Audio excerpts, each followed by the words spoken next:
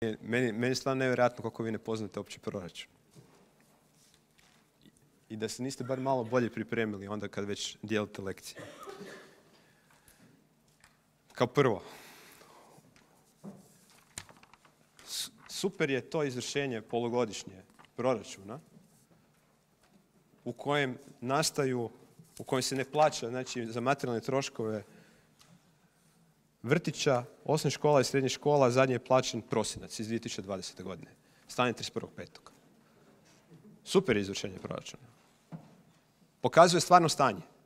Super pokazuje stvarno stanje isto tako kada mi u rebalansu moramo osigurati koliko? 17 milijuna kuna više samo za čuvanje praznih stanova i poslovnih prostora od jedne zaštitarske firme, jer je grad rekao da treba 24 sata čuvati praznih stanova. Koliko? 70. 70 praznih stanova treba čuvati 24 sata dnevno. I onda to košta više od 1000 kuna s PDV-om dnevno. I onda se probiju te stavke koje imaju 5 milijuna kuna, se probiju za još dodatnih 17 milijuna kuna. Ili 19, ne znam koje su zadnje informacije. To je sve, to nije ni u proračunu, kamoli u izvršenju proračuna.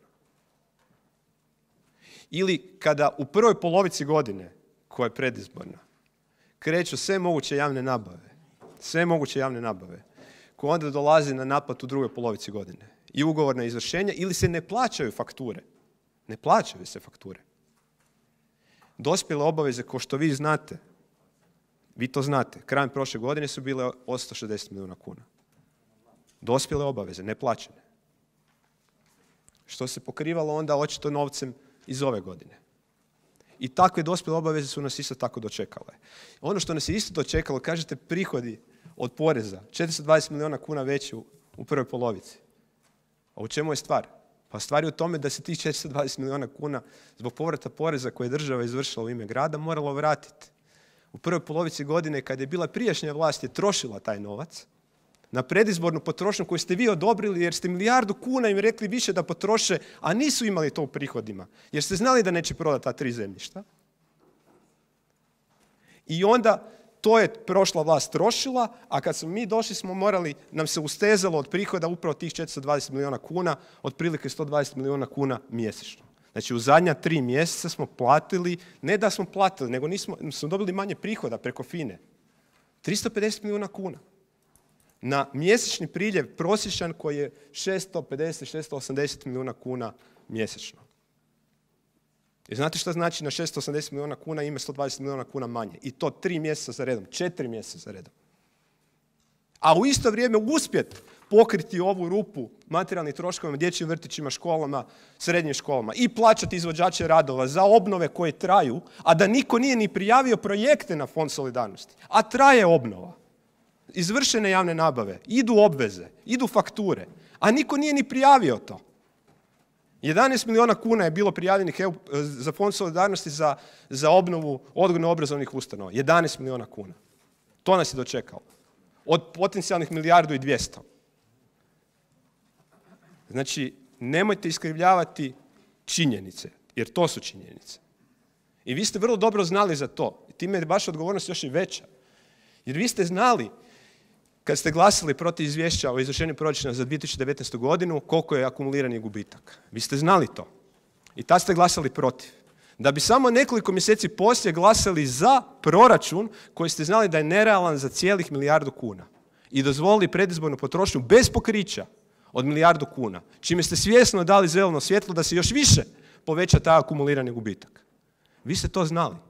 I svejedno ste to napravili. I ne samo to, nego akumulirani gubitak od 1,3 milijarde tada, a sada 1,4 milijarde, zbog onih 70-80 milijuna kuna iz prošle godine izvješća o izvršenju proračuna, vi ste tada odlučili 2020. protiv uz naše sve kritike koje smo tada bili oporba, da se počne taj akumulirani gubitak koji se preljeva u kašnjenje u plaćanjima, da se počne vraćati tek ne od 2021. nego od 2022. kad vam prođu izbori.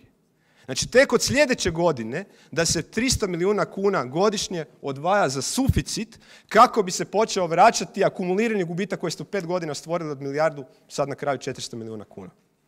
I imate obraza dijeliti lekcije o tome da se plaća sa kašnjenjem školama, vrtićima i osnovnim i srednjim školama i vrtićima. Ponavljam, znači to su lako provjerljive činjenice. Materijalne troškovi 31. svibnja, dječji vrtići, plaćen zadnji prosinac. Osnovne škole 31. svibnja, zadnji plaćen prosinac. Srednje škole 31. svibnja, zadnji plaćeni materijalni troškovi za prosinac.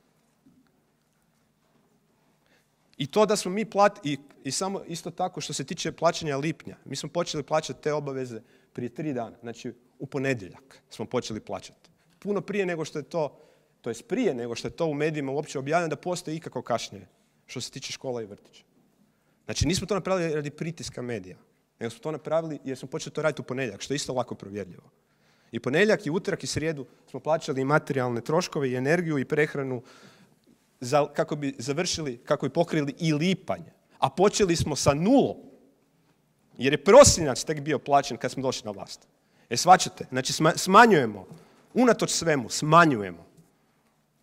Ali bez promjena u proračunu i planu poslovanja, ovo je neodrživo. Ovo je neodrživo, ali imamo plan i bez obzira na ovo što ste vi ostavili za sebe, mi ćemo Zagreb izvući iz ove nevolje. Izvući ćemo ga iz ove nevolje, iz ove financijske nevolje, imat ćemo prostora za rast, za investicije, za razvoj i to ćemo dokazati da se može do kraja ovog mandata. Zahvaljujem gradonačelniku.